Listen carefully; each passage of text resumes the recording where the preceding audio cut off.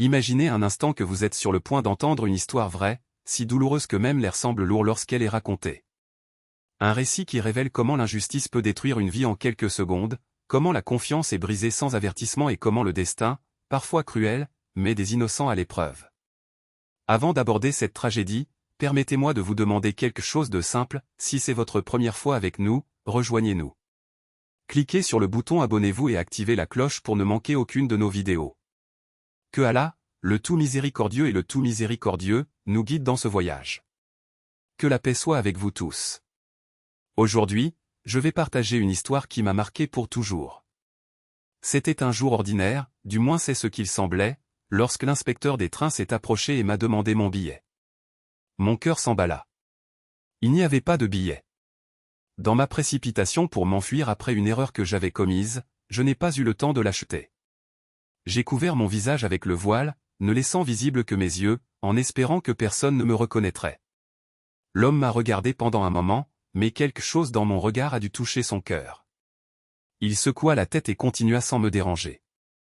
À ce moment-là, j'ai remercié Dieu pour cette petite miséricorde. Un problème avait été résolu, mais un autre, bien plus important, m'attendait. Où allais-je? Comment prouver mon innocence? Qui croirait mes paroles? Qui pardonnerait le péché que j'ai porté? Ma vie jusque-là était simple. Je vivais dans une maison modeste à Hyderabad avec mes parents. Mon père était enseignant et notre famille ne possédait pas beaucoup de biens. Au moment du mariage, ma proposition est venue d'un parent éloigné. Zafar vivait à la campagne, avait des terres, mais pas la même éducation que moi. C'était un homme d'apparence ordinaire, alors qu'on disait que j'étais plus jolie. Dans notre culture, se marier en dehors du clan n'était pas une option, alors j'ai accepté le destin et je l'ai épousé. Le premier soir, j'ai réalisé que Zafar n'était pas ce que j'imaginais. Sa voix était rauque, ses paroles dures. Au lieu de m'accueillir chaleureusement, il m'a donné des ordres, prends bien soin de ma mère, de ma sœur et de mon frère Ajaz. Je ne veux pas entendre de plainte à ton sujet. J'ai été surpris. Ma mère m'a toujours dit que j'étais fille unique, sans frère et sœur. Ajaz est le fils de mon défunt oncle, a expliqué Zafar. Il vit avec nous depuis qu'il est enfant. Pour moi, il est comme un frère. Traitez-le comme si c'était votre devoir. J'acquiesçai, ne comprenant pas vraiment ce que cela signifiait. Durant les premiers jours du mariage, je n'ai pas vu Ajaz. J'ai découvert plus tard qu'il avait voyagé pour le travail. Au fil du temps, j'ai fini par m'attacher à Zafar. J'ai toujours été une femme de foi et je pensais que mon amour devait être dédié uniquement à mon mari. Au début, il me traitait avec indifférence, comme si les femmes de la ville ne méritaient pas le respect. Mais petit à petit, avec de la patience, j'ai conquis son cœur, et nous avons commencé à vivre comme un vrai couple. La vie à l'intérieur n'était pas facile. Il n'y avait pas de gaz et je devais cuisiner au bois sous un soleil de plomb. J'ai tout accepté avec résignation, en essayant de m'adapter.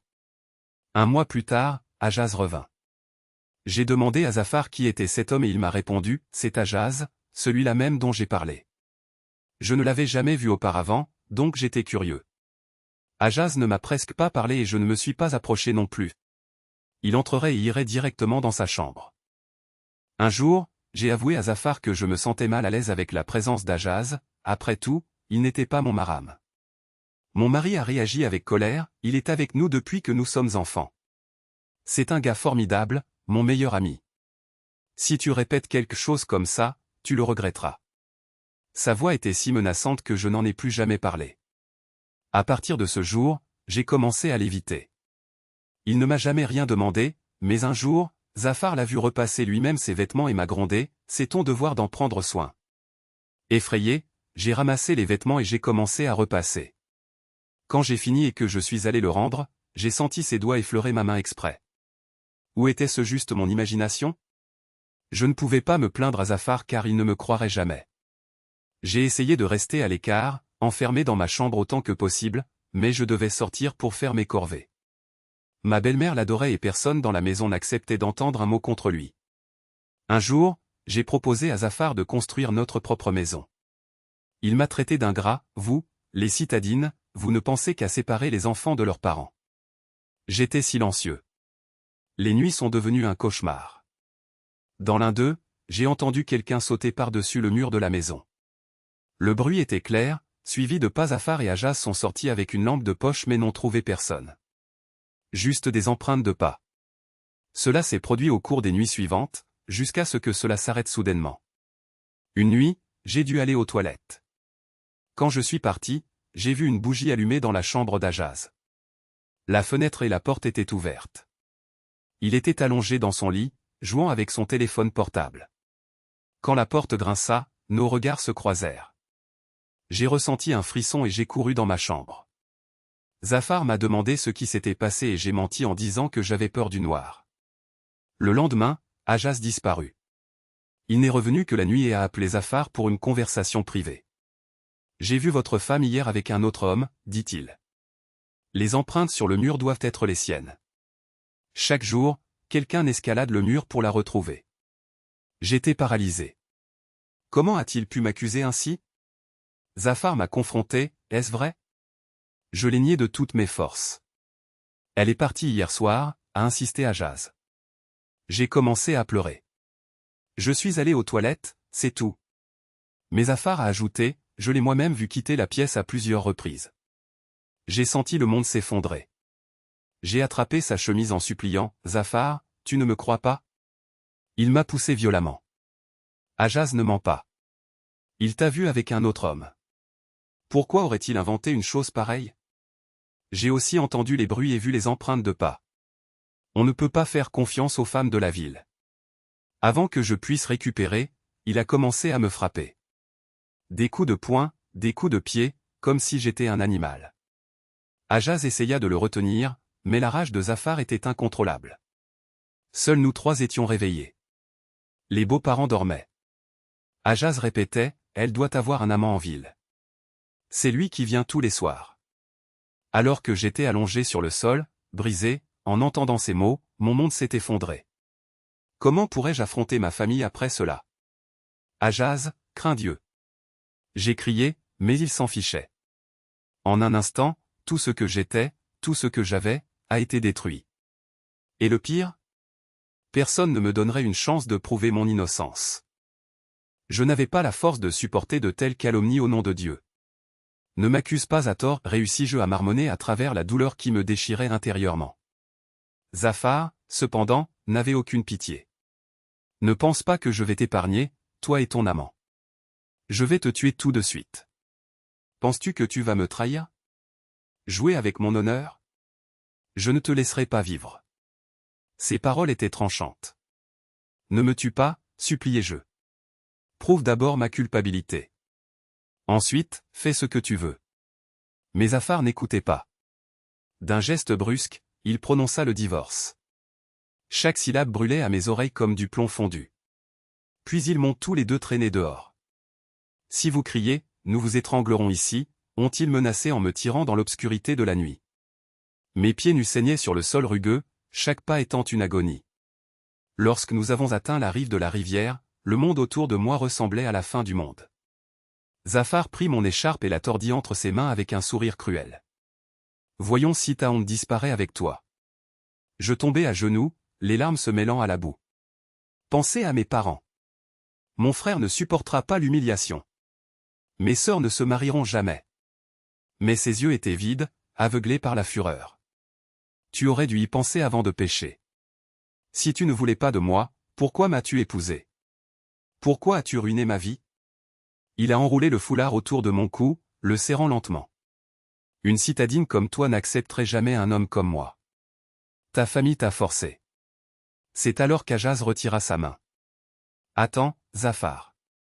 Il y a un commissariat près d'ici. Si on l'étrangle et qu'on jette son corps dans la rivière, ils nous attraperont. Mieux vaut la noyer. Ils diront que c'est un suicide. Au village, on dit qu'on l'a tué, mais la police n'aura pas de preuves. Zafar a accepté et sans hésitation, ils m'ont poussé dans l'eau glacée. J'ai coulé. L'obscurité m'engloutit et moi, qui n'avais jamais su nager, je sentis la mort approcher. Quand la conscience s'est évanouie, j'ai pensé que tout était fini. Et puis, une lumière aveuglante. Le soleil m'a brûlé les yeux quand je les ai ouverts. C'était vivant. Et devant moi, assis en silence, se trouvait Ajaz. Le choc m'a paralysé. Comment? Tu ne m'as pas tué? Comment ai-je survécu? Où est Zafar? Les questions jaillissaient de moi comme une rivière qui déborde. Ajazari, un son qui m'a donné la chair de poule. Tu penses encore à ce salaud qui ne te faisait pas confiance? Il n'a jamais mérité une femme comme toi. Tu es une princesse, faite pour être aimée, pas pour être détruite par un monstre.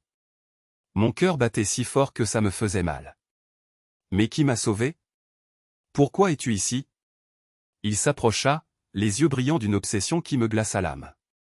Dès le premier jour où je l'ai vu, je suis tombé amoureux. J'étais obsédé. Je ne savais pas comment l'éloigner de Zafar, alors j'ai imaginé un plan. J'ai moi-même sauté par-dessus le mur tous les soirs pour le rendre suspect. Ensuite, j'ai fait semblant de mon innocence.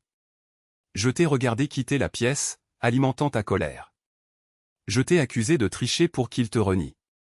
Quand nous t'avons jeté dans la rivière, j'avais déjà payé un homme pour t'en sortir. Un nageur expérimenté. Joël, je t'ai sauvé. Maintenant, tu es à moi. J'ai essayé de me relever, de m'enfuir, mais il m'a serré fort. Nous nous marierons et partirons loin. Je mettrai le monde à vos pieds. Je serai votre servante et vous ma reine. Mon esprit tournait dans le désespoir. Il n'y a aucune issue, murmura-t-il. Tu ferais mieux de l'accepter. Et moi, sans force, sans espoir, j'ai accepté. Peu de temps après, un ecclésiastique a été appelé, et avec peu de témoignages, nous nous sommes mariés sans respecter le délai de carence. Il m'a emmené dans une ville lointaine, dans une modeste maison au bord de l'oubli. Lors de notre nuit de noces, lorsqu'il s'est approché de moi, j'ai pleuré jusqu'à ce qu'il ne me reste plus de larmes. Il n'y avait plus de sentiment en moi, juste un vide qui faisait plus mal que n'importe quelle blessure. Pourquoi tant de haine? Ai-je demandé, alors qu'il me touchait. Vous avez tué mon fils, m'avez ruiné devant tout le monde, et maintenant vous m'obligez à ce mariage sans Ida. C'est un péché. Dieu ne vous pardonnera jamais. Pour moi, tous les maux du monde pesaient moins que ces 3 crimes. Mais rien ne l'émouvait. Il m'entourait comme un amant dévoué, et moi, pour survivre, je faisais semblant d'être heureuse.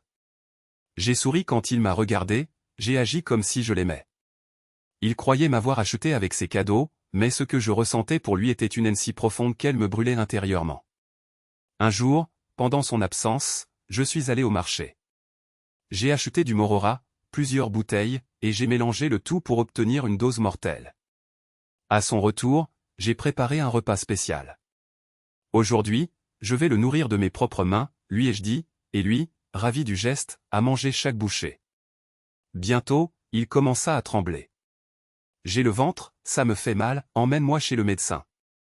Il tomba impuissant sur le lit, les yeux écarquillés de terreur alors qu'il me regardait, incapable de parler. Son corps se tordit, ses mains griffèrent l'air, jusqu'à ce qu'il s'arrête finalement.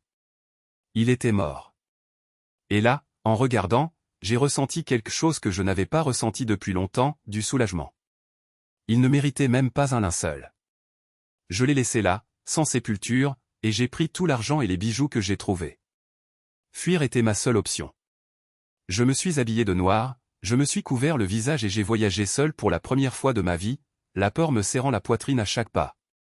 Quand je suis arrivé chez mes parents, ils n'en revenaient pas. Ils ont pleuré en me voyant, me serrant dans leurs bras comme si j'étais un fantôme. Quand nous avons appris sa mort, nous n'avons jamais cru aux accusations de Zafar, ont-ils déclaré. Nous vous avons toujours fait confiance. Pendant que je racontais mon histoire, Elia, un ami de mon frère et notre voisin, était présent. Orphelin, il vivait seul, mais en voyant mon état, son cœur s'est rempli de compassion. Quelques jours plus tard, il m'a demandé ma main. Et juste comme ça, ma vie a encore changé. Elia m'a donné un amour si pur qu'il a effacé toute la douleur du passé. Maintenant, je prie Allah qu'il me garde toujours digne à ses yeux. Si cette histoire vous a touché, partagez-la.